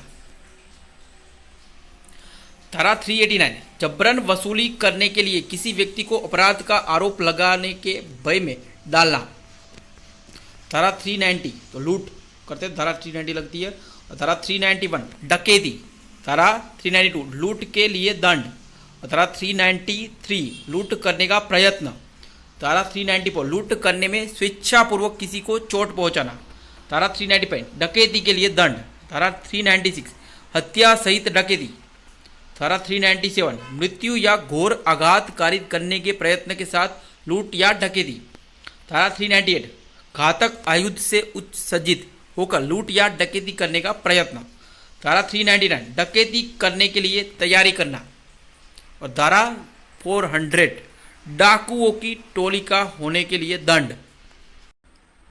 धारा 401 चोरों के गिरोह का होने के लिए दंड दिया जाता है। धारा 402 डकैती करने के प्रयोजन से एकत्रित होना, धारा 402 लगती है। धारा 403 संपत्ति का बेईमानी से गबन या दुरुपयोग करना। 404 मृत व्यक्ति की मृत्यु के समय उसके कब्जे में संपत्ति का बेईमानी से गबन या दुरुपयोग करना। 405 आपराधिक विश्वासघात करना में 405 की धारा लगती है, और विश्वास का आपराधिक हनन करने में 406 की धारा लगती है, और 407 कार्यवाहक आदि द्वारा आपराधिक विश्वासघात करना। धारा 408 कब लगती है तो लिपिक या सेवक द्वारा विश्वास का आपराधिक हनन। धारा 409 लोक सेवक का या बैंक कर्मचारी व्यापारी या अभिकर्ता द्वारा विश्वास का आपराधिक हनन करना। धारा 410 चुराई हुई संपत्ति। धारा 411 चुराई हुई संपत्ति को बेईमानी से प्राप्त करना। धारा 412 ऐसी संपत्ति को बेईमानी से प्राप्त करना जो डकैती करने में चुराई गई है। और धारा 413 चुराई हुई संपत्ति का अभ्यासतः व्यापार करना। चुराई हुई संपत्ति का अभ्यासतः व्यापार करना 413 की धारा लगती है। धारा 414 चुराई हुई संपत्ति छिपाने में सहायता करना। और धारा 415 छल करना, किसी के साथ छल करते हो तो 415 की धारा लगती है। और धारा 416 प्रतिरूपण द्वारा छल करना, धारा 417 छल के लिए दंड, और धारा 418 क्या है, इस ज्ञान के साथ छल करना कि उस व्यक्ति को सदोष हानि हो सकती है जिसका हित संरक्षित रखने के लिए अपराधी आबद्ध है। 418 धारा क्या है, तो इस ज्ञान के साथ छल करना कि उस व्यक्ति को सदोष हानि हो सकती है और जिसका हित संरक्षित रखने के लिए अपराधी आबद्ध है। धारा 419 प्रतिरूपण द्वारा छल के लिए दंड। धारा 420 क्या है, तो छल करना और बेईमानी से बहुमूल्य वस्तु संपत्ति देने के लिए प्रेरित करना। और धारा 421 क्या है, तो लेनदारों में वितरण निवारित करने के लिए संपत्ति का बेईमानी से या कपटपूर्वक अपसारण या छिपाना। धारा 421 लेनदारों में वितरण निवारित करने के लिए संपत्ति का बेईमानी से या कपटपूर्वक अपसारण या छिपाना। धारा 422 त्रहैण को लेनदारों के लिए उपलब्ध होने से बेईमानी से या कपटपूर्वक निवारित करना। धारा 423 अंतरण से ऐसे विलेख का जिसमें प्रतिफल के संबंध में मिथ्या कथन अंतर्विष्ट है और बेईमानी से या कपटपूर्वक निष्पादन। धारा 423 अंतरण से ऐसे विलेख का जिसमें प्रतिफल के संबंध में मिथ्या कथन अंतर्विष्ट है या कपटपूर्वक निष्पादन। धारा 424 क्या है, तो संपत्ति का बेईमानी से या कपटपूर्वक अपसारण या छिपाया जाना।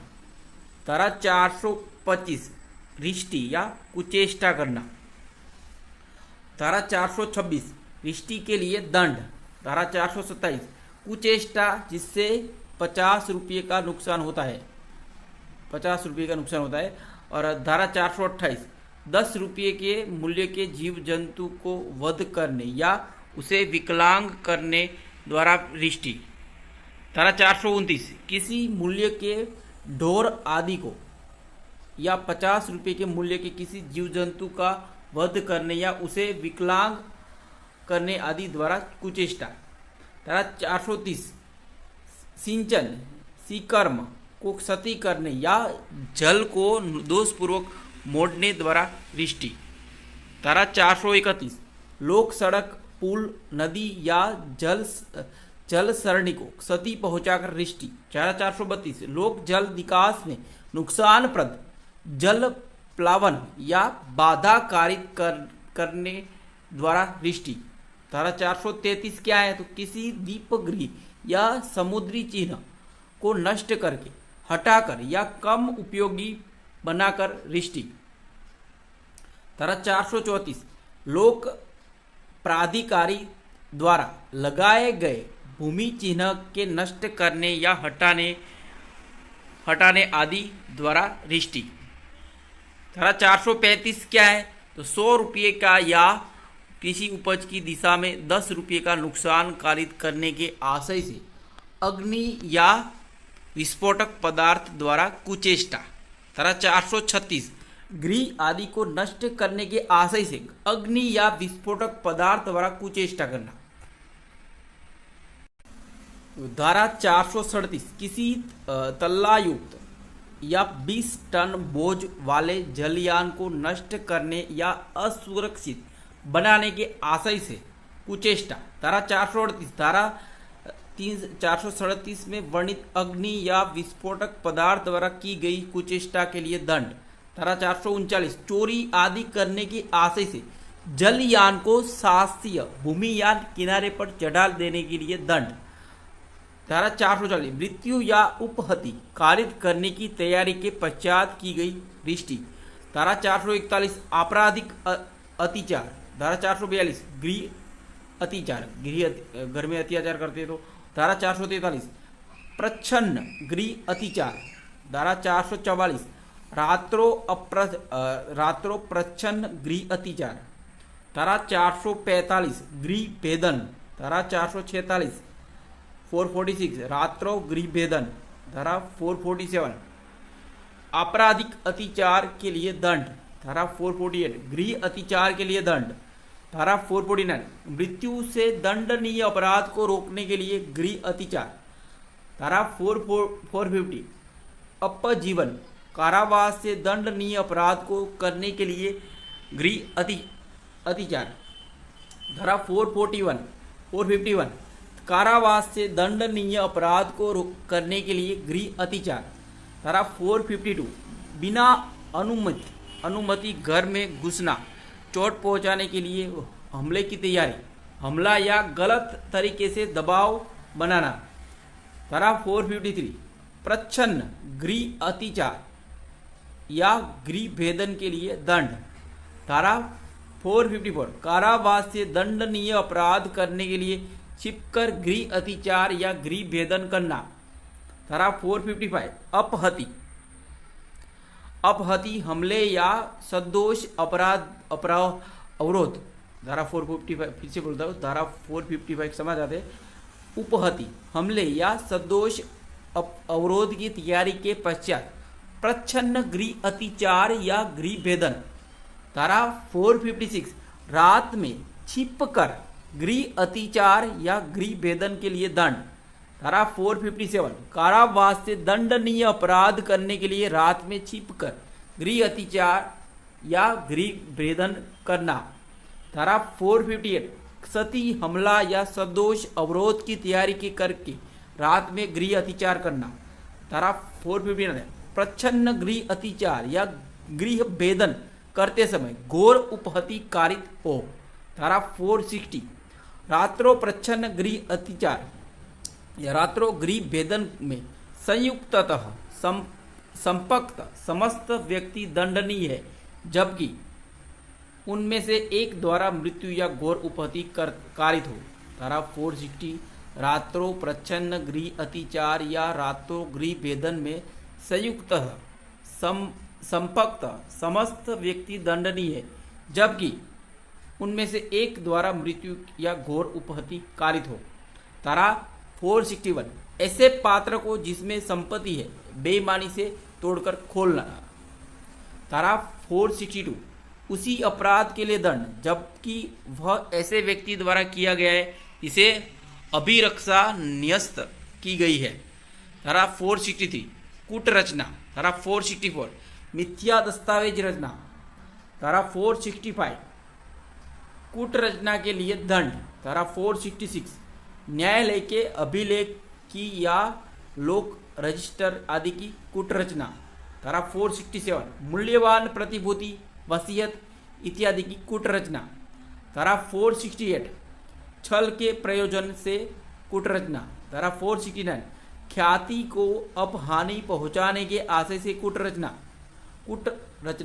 धारा 470 कूट रचित दस्तावेज या इलेक्ट्रॉनिक अभिलेखट, धारा 471 कूट रचित दस्तावेज या इलेक्ट्रॉनिक अभिलेख का असली के रूप में उपयोग में लाना, धारा 472 धारा 467 के अधीन दंडनीय कूट रचना करने के आशय से कूटकृत मुद्रा आदि का बनाना या कब्जे में रखना, धारा 473 अन्यथा दंडनीय कूट रचना करने के आशय से कूटकृत मुद्रा आदि का बनाना या कब्जे में रखना, धारा 474 धारा 466 या 467 में वर्णित दस्तावेज को उसे कूट रचित जानते हुए और उसे असली के रूप में उपयोग में लाने का आशय रखते हुए कब्जे में रखना, धारा 475 धारा 467 में वर्णित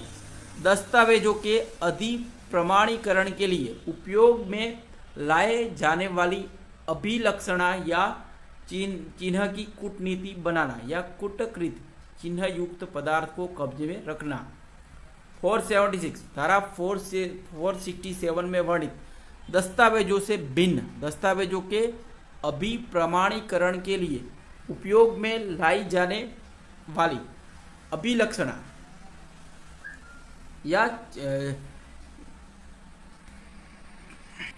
या चिन्ह की कूटनीति बनाना या कूटकृत चिन्ह युक्त पदार्थ को कब्जे में रखना। धारा 477, एक बार 476 फिर से बोलता हूं। धारा 467 में वर्णित दस्तावेजों में भिन्न दस्तावेजों के अधिप्रमाणीकरण के लिए उपयोग में लाई जाने वाली अभिलक्षणा या चिन्ह की कूटनीति बनाना या कूटकृत चिन्ह युक्त पदार्थ को कब्जे में रखना। धारा 477 विल, दत्तक ग्रहण, प्राधिकरण, पत्र या मूल्यवान प्रतिभूति को कपटपूर्वक रद्द, नष्ट आदि करना। धारा 477 क लेखा का मिथ्याकरण। 478 व्यापार चिन्ह। धारा 479 संपत्ति चिन्ह। धारा 480 मिथ्या व्यापार चिन्ह का प्रयोग किया जाना।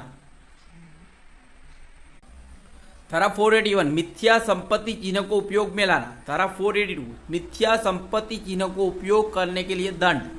धारा 483 अन्य व्यक्ति द्वारा उपयोग में लाए गए संपत्ति चिन्ह का कूटकरण।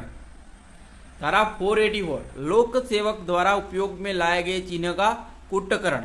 धारा 485 संपत्ति चिन्ह के कूटकरण के लिए कोई उपकरण बनाना या उस पर कब्जा। धारा 486 कूटकृत संपत्ति चिन्ह से चिन्हित माल का विक्रय। धारा 487 किसी ऐसे पात्र के ऊपर मिथ्या चिन्ह बनाना जिसमें माल रखा है। धारा 488 किसी ऐसे मिथ्या चिन्ह को उपयोग में लाने में के लिए दंड। धारा 489 क्षति कारित करने के आशय से संपत्ति चिन्ह को बिगाड़ना। धारा 489 का करेंसी नोटों या बैंक नोटों का कूटकरण। धारा 489 ख कूटरचित या कूटकृत करेंसी नोटों या बैंक नोटों को असली के रूप में उपयोग में लाना। धारा 489 ग कूटरचित या कूटकृत करेंसी नोटों या बैंक नोटों को कब्जे में रखना। धारा 489 घ करेंसी नोटों या बैंक नोटों की कूटरचना या कूटकरण के लिए उपकरण या सामग्री बनाना या कब्जे में रखना। धारा 489 करेंसी नोटों या बैंक नोटों से सदस्य रखने वाली दस्तावेज की रचना का या उपयोग। धारा 490 समुद्र यात्रा या यात्रा के दौरान सेवा भंग। धारा 491 असही व्यक्ति की परिचर्या करने की और उसकी आवश्यकताओं की पूर्ति करने की संविदा का भंग। धारा 492 दूर वाले स्थान पर सेवा करने का संविदा भंग जहां सेवक को मालिक के खर्चे पर ले जाया जाता है। धारा 493 विधिपूर्ण विवाह का धोखे से विश्वास उत्प्रेरित करने वाले पुरुष द्वारा कारित सहवास। धारा 494 पति या पत्नी के जीवन काल में पुनः विवाह करना। धारा 494 धारा 495 वही अपराध पूर्ववर्ती विवाह को उस व्यक्ति से छिपकर जिसके साथ आगामी विवाह किया जाता है। धारा 496 विधिपूर्ण विवाह के बिना कपट पूर्वक विवाह कर्म करना।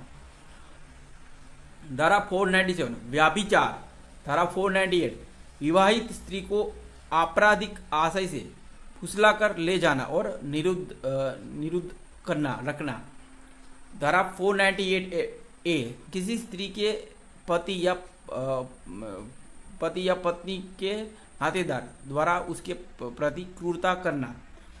धारा 499 मानहानि। धारा 500 मानहानि के लिए दंड। धारा 501 मानहानिकारक जानी हुई बात को मुद्रित या उत्कीर्ण करना। धारा 502 मानहानिकारक विषय रखने वाले मुद्रित या उत्कीर्ण सामग्री का बेचना। धारा 503 आपराधिक अभित्रास। धारा 504 शांति भंग करने के इरादे से जानबूझकर अपमान करना। धारा 505 लोक दृष्टि कारक वक्तव्य। धारा 506 धमकाना। धारा 507 अनाम संसूचना द्वारा आपराधिक अभित्रास। धारा 508 व्यक्ति को यह विश्वास करने के लिए उत्प्रेरित करके कि वह देवी अप्रसाद या भाजन होगा कराया गया कार्य। धारा 509 शब्द अंग विक्षेप या कार्य जो किसी स्त्री की लज्जा का अनादर करने के लिए आशयित है। धारा 510 शराबी व्यक्ति द्वारा लोक स्थान में दुराचार। धारा 511 आजीवन कारावास या अन्य कारावास से दंडित अपराधों को करने का प्रयत्न करने के लिए दंड। Thanks for watching.